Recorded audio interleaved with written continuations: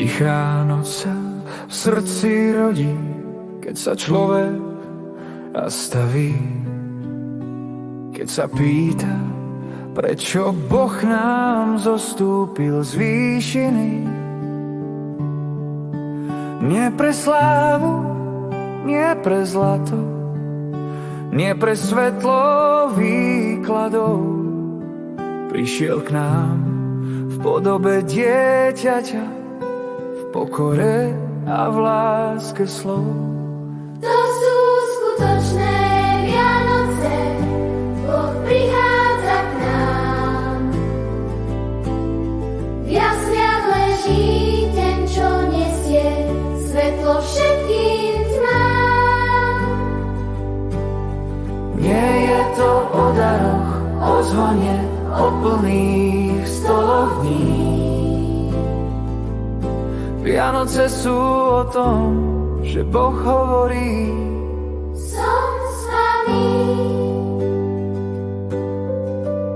Svet sa naháňa a kričí, že šťastie treba kúpiť si. No pravda stojí v tichu Betlehema, v detskej tvári Mesiáša.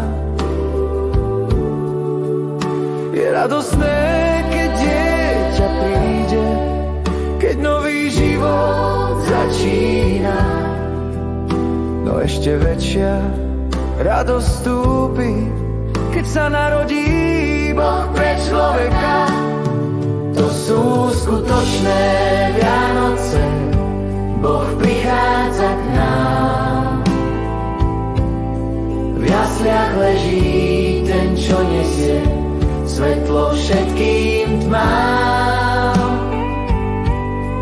Nie je to o daroch, o zhone, o plných stoloch dní. Vianoce sú o tom, že Boh hovorí: som s vami. Zastavme sa na chvíľu, nech stíchne svet aj hluk, nech srdce znova pocíti ten pradávny Boží dotyk.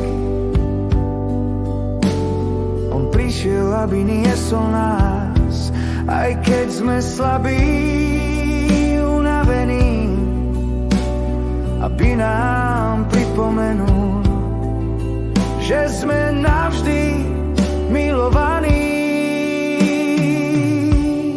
To sú skutočné Vianoce, Boh prichádza k nám.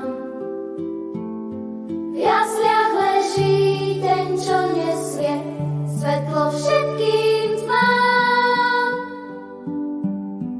Nie je to o jedle, o pití, o nákupoch a sne.